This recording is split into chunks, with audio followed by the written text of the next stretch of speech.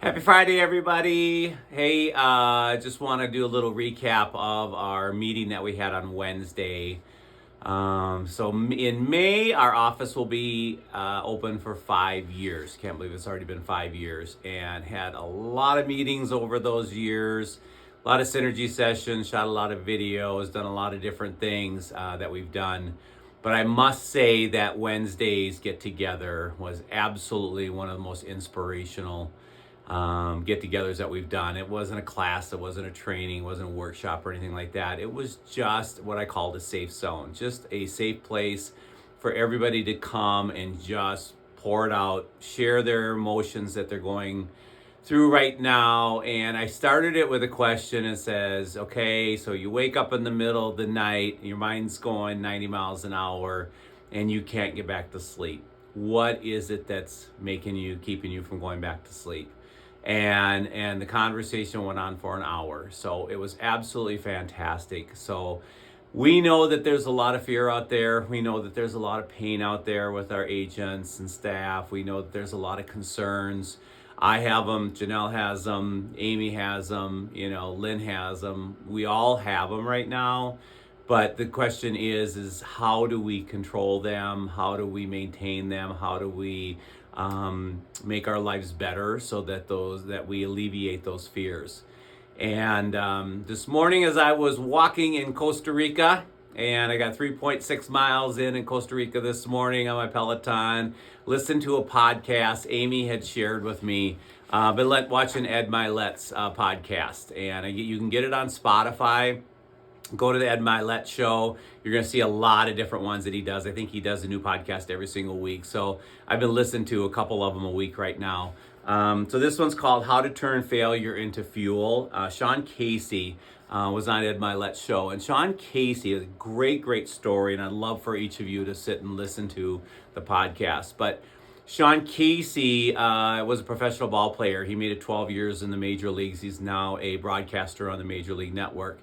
And he tells the story about how he was a freshman in high school, and he didn't even make his JV team. And he went to his dad, and he asked his dad if his dad would put in a good word to the coach to see if he could get him onto the starting nine in the baseball team. And his dad says, you know what, I'm not going to do that. And he says, well, why wouldn't you do that for me? I'm your son. He said, it'll be, to be honest with you, if I look at the person that's ahead of you that you'd have to beat out, you're not a better player than him. Now, just so you know, that player is not marketably better than you, but what that player does is he does the things that he needs to do that warrants that he should be starting over you. What you're not doing is you're not taking extra batting practice, you're not taking extra fielding practice, you're not committed to the sport. Once you're committed to the sport, you're going to take over, and you'll be the starting position. I can't remember, his shortstop or second base, whatever he was. And so he totally committed himself, and he went to the batting cage and got a batting instructor and everything else. And he ascended in his high school career, and he has a great story about how he got into was able to play for a college, a D1 college, and how he got that, and then how he got drafted and made it into the major leagues, and had some great stories there. So some great takeaways from his podcast that I kind of want to share with you. And it kind of goes hand in hand with some of the concerns that the agents have had.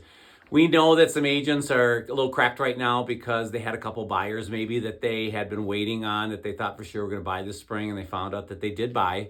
Unfortunately, they bought with another agent. We've got some agents that are upset and cracked because they thought they had a listing for sure, and they ended up listing with somebody else and things like that. So we can't control what we can't control. We can't control other people's decisions and their emotions and everything else. But the question is that what we can control is ourselves. And so some of the thoughts that I took down from Sean Casey's talk on Ed Milet's show is treat people the way that you want to be treated. Stay humble. Life's not meant to be easy, okay? You are a walking lottery ticket. You need to act like it. What can you do differently? Change your mindset will change your life. Relax your mind and reprogram your mind, okay? Who's your number one? Who is your number one? Talk to your number one. Don't make your number one be your spouse. Maybe it's a friend. Maybe it's one of your top five. And ask them, what can I do different? What do you think that if I'm going to totally have an open mind, I'm not going to hold it against you, I'm not going to get defensive. What do you think I should be doing differently, okay, in order to reprogram myself, to change my behaviors or whatever, so that I'm more attractable to my buyers and sellers that are out there? So ask your number one on that, okay? One of the things he said is just don't waste a pitch, which is, I just love that saying and stuff. So, Sherry talked yesterday about Dr. Joe Dispenza. And so we watched a podcast last night on Ed Milet show with Dr. Joe Dispenza. I now downloaded his book. And it's so cool how he was in a severe bicycling accident, crushed 6 vertebrae. And the doctors told him he needed to have this major surgery. He'd be in a body cast for up to a year. And they were going to have to take bones off of his hip to fuse into his vertebrae and everything else. He said, no, I'm not going to do that. And what he did was he was totally immobile. He's laying on his stomach and he's not able to move or anything. And he reprogrammed his mind. And he reprogrammed his mind to fuse his vertebrae together. And he actually healed naturally. And he's a world-renowned speaker right now. Sherry says that he single-handedly changed his life. And I think that that's maybe something we need to do. How can we change ourselves right now?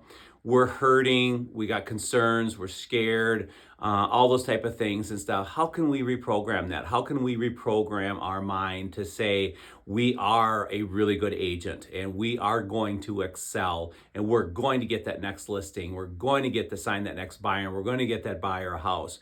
Reprogramming your mind, reprogramming your commitment to your craft. And practice it. Sean Casey didn't become a major leaguer overnight. It took an awful lot of practice.